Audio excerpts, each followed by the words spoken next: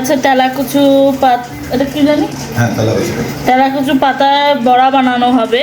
তো এখানের মধ্যে তেলাকুচু পাতাগুলো কুচি কুচি করে কেটে নেওয়া হয়েছে। এরপরে এখানে পেঁয়াজ আর হচ্ছে মরিচ দেওয়া, কাঁচা মরিচ দেওয়া হয়েছে। এখন লবণ দিয়ে দিল।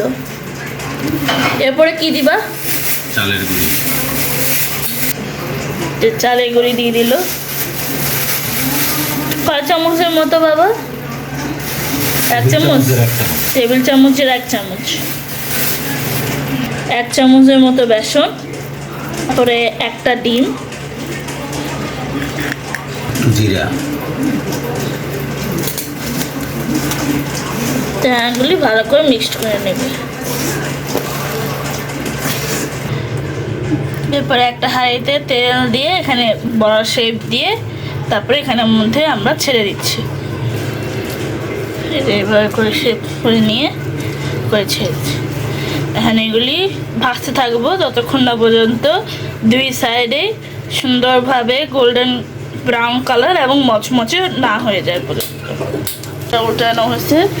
যে একটু বাদামি বাদামি কালার দেখতেছেন, এবার এরকম একটু বাদামি বাদামি কালার হয়ে যাবে।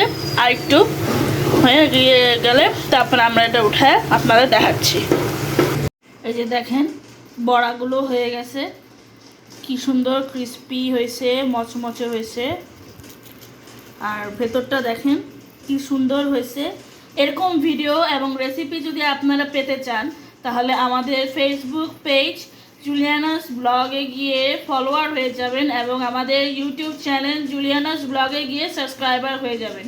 এবং আমাদের এরকম রেসিপি পাওয়ার জন্য প্রচুর পরিমাণে শেয়ার এবং এই তেলাকুচু পাতার যে বড়াটা আমরা বানিয়েছি এবং যে রেসিপিটা দেখিয়েছি সেটা আপনারা অবশ্যই, যদি আপনাদের বাড়ির আশেপাশে তেলাকুচু পাতা থাকে তো সেগুলি বানিয়ে খেয়ে আমাদের কিন্তু বলবেন যে কেমন লাগলো আমাদের রেসিপিটা, এবং আমাদের কিন্তু প্রচুর পরিমাণে লাইক করবেন। তো আজকের মতো এখানেই।